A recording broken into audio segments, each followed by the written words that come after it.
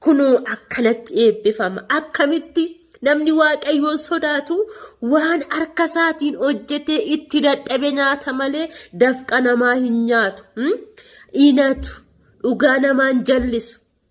Namni waaqayyoon sodaatu kan inni nyaatu isa harka isaatiin itti dadhabeetti dhamee isa waaqayyo isaaf laate qofa nyaata malee dafqa namaan nyaatu.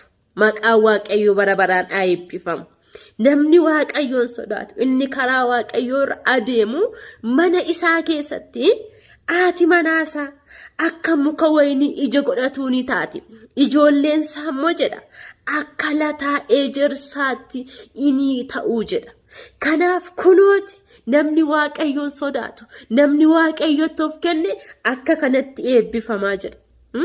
Eebbifamuudhaaf gammachuu argachuuf jireenya milkaa jiraachuuf nagaa qabaachuuf waaqayyootti of kennu. Waaqayyootti erga of kennanii immoo isa sodaachuu isaaf abboommamu isaaf gadi jechuu kanadha.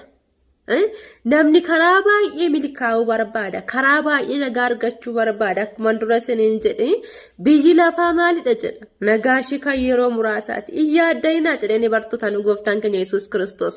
Ani garuu nagaa koo isin biratti nan dhiisa. Nagaan koo immoo isa akka biyyi lafaa kennituttan isiniif kenna miti. Kanaaf iyyaaddainaa jedheen. Nagaan kan hin argamu dubbii sagalee waaqayyootiin jiraachuu keessaa. Dubbii sagalee waaqayyootiin jiraachuu keessatti nagaa